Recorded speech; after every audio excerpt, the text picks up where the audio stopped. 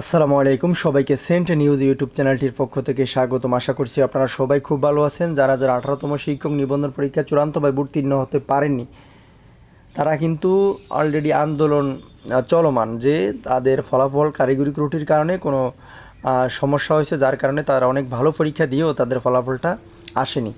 তো এটা নিয়ে কিন্তু এনটিআরসি কালকে একটি সুখবর দিয়েছে তাদেরকে, যে ফলাফলটা পুনর্নিরীক্ষণ করা হবে এবং তাদের ফলাফল আবারও দেওয়া হবে।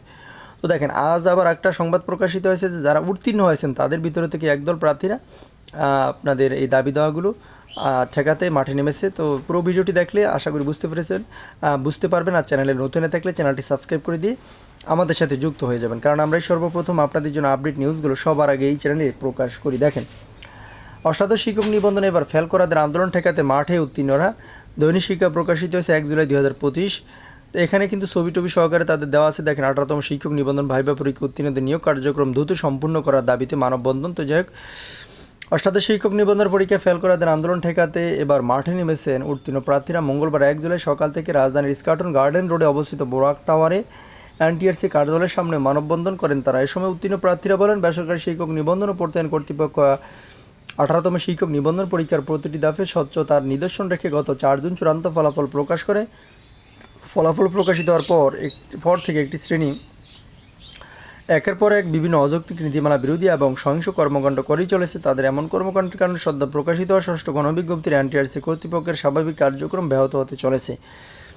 এমনকি তারা এনটিআরসি অফিসে প্রবেশ করে তাদের দাবি আদায়ে বাধ্য করেছে, যেটা অত্যন্ত উদ্বেগজনক। এমন পরিস্থিতিতে 18তম বেসরকারি শিক্ষক নিবন্ধন পরীক্ষা চূড়ান্তভাবে উত্তীর্ণ প্রার্থীরা কয়েকটি দাবি করেন। দাবিগুলো দ্রুত গণবিজ্ঞপ্তির কাজ সম্পূর্ণ করে ভাইবা উত্তীর্ণদের চূড়ান্ত সুপারিশপত্র প্রদান করা, গণবিজ্ঞপ্তি এবং এনটিআরসি কর্তৃপক্ষের স্বাভাবিক কার্যক্রমের পথে যারা বাধা হয়ে দাঁড়াবে তাদের বিরুদ্ধে যথাযথ আইনগত ব্যবস্থা গ্রহণ করা, ভাইবার ফল পুনর্বিবেচনার যে সংবাদ প্রকাশ হয়েছে তার সত্যতার ব্যাপারে বিবৃতি প্রদান করা, এনটিআরসির নীতিমালার বাইরে গিয়ে কারো কোনো অযৌক্তিক দাবি বাস্তবায়ন না করা, যারা ভাইবা উত্তীর্ণ হয়েছেন প্রত্যেককেই বর্তমান নীতিমালা অনুযায়ী নিয়োগ সম্পূর্ণ করে প্রয়োজনীয় নতুন নীতিমালা প্রণয়ন করা, অতি দ্রুত সময়ের মধ্যে ষষ্ঠ গণবিজ্ঞপ্তি কার্যক্রম সমাপ্তির মাধ্যমে দেশের সব শিক্ষা প্রতিষ্ঠানের শিক্ষক নিয়োগের প্রয়োজনীয় সুব্যবস্থা গ্রহণ করার অনুরোধ করেন তারা।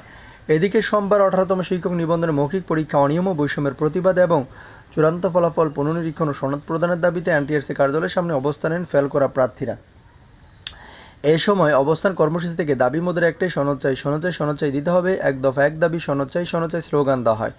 চাকরির প্রত্যাশী আলাল হোসেন বলেন, 15 দিন ধরে আমরা লাগাতার আন্দোলন করে যাচ্ছি, কারণ আমাদের দাবিটি যৌক্তিক। সুতরাং দাবি না আদায় না হওয়া পর্যন্ত আন্দোলন চলবেই। এর আগে গত 4 জুন বিকেল 18তম শিক্ষক নিবন্ধনের চূড়ান্ত ফল প্রকাশ করা হয়।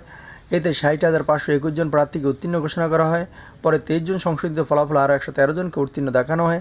এনটিআরসি জানিয়েছে, 2025 খ্রিস্টাব্দের 23 মার্চ অনুষ্ঠিত পরীক্ষার ফল কারিগরি ত্রুটির কারণে প্রথমেই অন্তর্ভুক্ত হয়নি। ফল পুনরীক্ষা যাচাইয়ের পর সংশোধিত ফল প্রকাশ করা হয়। এরপরই ফলাফল অসঙ্গতি ও বৈষম্যের অভিযোগে আন্দোলন শুরু করেন অকৃতকার্য হওয়া অনেক প্রার্থী। তো আশা করি বুঝতে পেরেছেন। পরবর্তী নিউজ দেখার আমন্ত্রণ জানিয়ে এই পর্যন্ত শেষ করছি। আসসালামু আলাইকুম।